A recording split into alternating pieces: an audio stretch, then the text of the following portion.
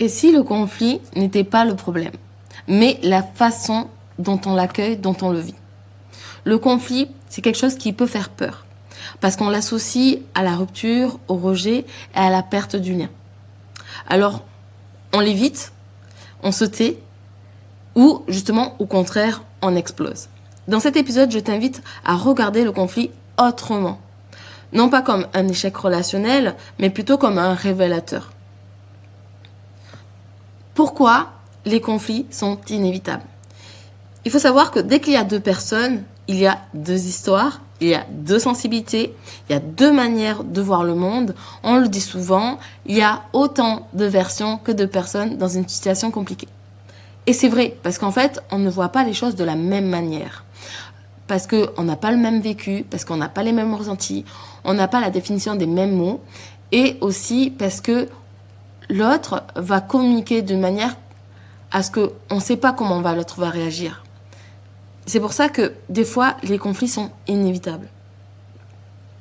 Le conflit naît souvent de besoins non exprimés, d'émotions accumulées, d'attentes silencieuses, de blessures anciennes qui sont réactivées, parce que tous ces faits montrent qu'il y a une communication, il y a des non-dits, il y a des choses qu'on n'a pas conscience chez l'autre, parce qu'on n'est pas devin, on ne peut pas deviner ce que l'autre ressent, on ne peut pas deviner ce qu'il a dans sa tête, et ça amène justement des quiproquos, ça amène des sous-entendus, ça amène des suppositions, et en fait, on réagit avec les bases que nous avons sur nous-mêmes, sans savoir ce que l'autre a.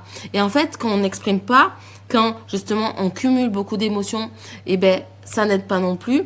Quand on est dans des attentes qu'on n'a pas exprimées, qu'on n'a pas dit nos limites, qu'on ne sait pas ce qu'on est capable de donner, ce qu'on est capable d'accepter, ben tout ça, ça amène justement des conflits.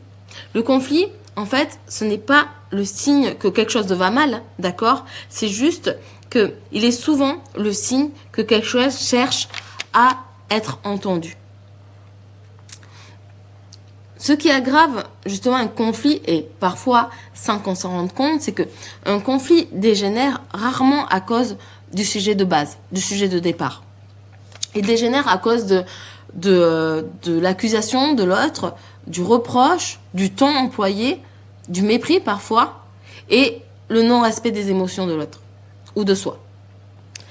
Quand on cherche à gagner un conflit, on perd la relation. Il ne faut pas chercher à avoir le dernier mot à tout prix, parce que c'est ça qui va vous perdre. Le but d'un conflit conscient n'est pas d'avoir raison, mais de se comprendre.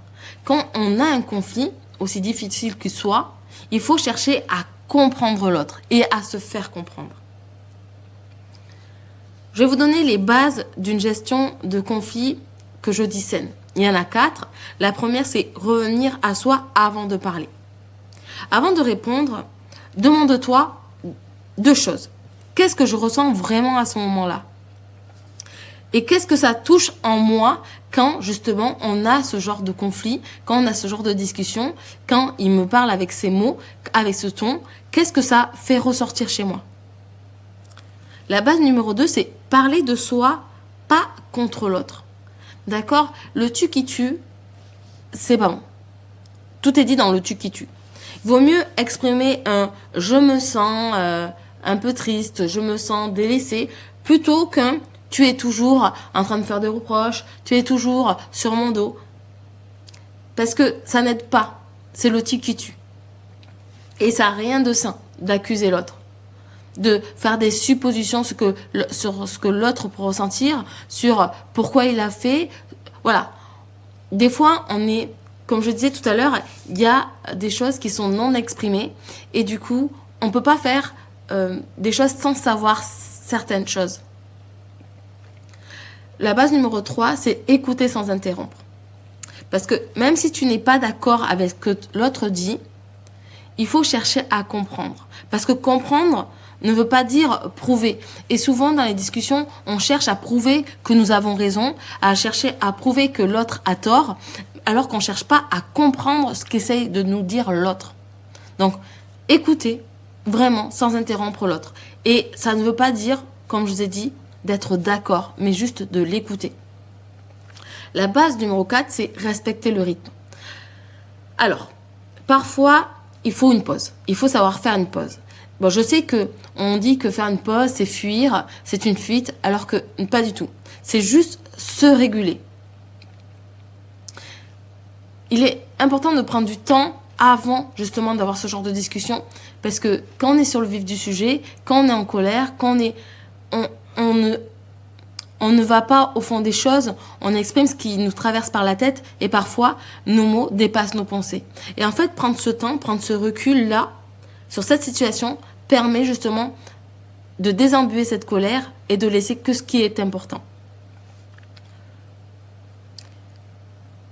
Le conflit, il faut le voir comme une opportunité de créer du lien.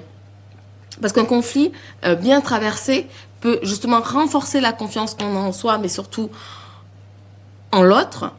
Aussi de clarifier justement les limites qu'on se fixe et que l'autre nous fixe. Et aussi approfondir la relation. Parce qu'un conflit, finalement, c'est mettre en lumière tout ce qui n'a pas été dit, nos émotions, l'émotion de l'autre. Justement, avoir des discussions plus poussées, plus profondes et justement vous amener à en apprendre beaucoup plus sur la relation que vous êtes en train de vivre. Et ça, sur les deux points de vue. Les deux points de vue.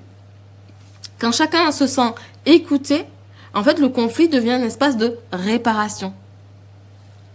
Et ce n'est pas le désaccord qui va abîmer le lien, c'est l'absence de sécurité émotionnelle qu'on peut avoir dans un conflit qui va abîmer ce lien-là.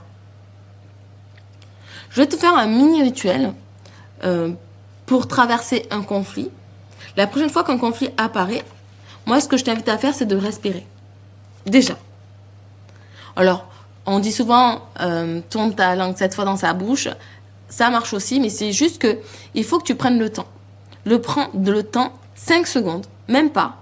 Et puis demande-toi intérieurement, qu'est-ce que je protège en moi? De quoi ai-je besoin pour me sentir en sécurité? Et qu'est-ce que je veux préserver dans cette relation? Voilà, c'est 5 secondes, tu te poses ces 3 questions, et une fois que tu as répondu, parle depuis cet endroit. Parle depuis tes réponses. Tu vas voir que tu vas voir le conflit différemment. Parce que déjà, tu vas prendre le temps de te positionner sur le pourquoi, du comment, et de essayer de décortiquer tout ça pour t'aider à mieux réagir. Le conflit, ce n'est pas un combat. C'est une rencontre, en fait, qui peut être délicate entre deux mondes intérieurs. Et quand il est traversé avec conscience, il devient un chemin de vérité et de maturité relationnelle. Ça peut vraiment vous aider parce que, voilà, le conflit, en fait, c'est pas le problème. C'est comment on réagit au conflit.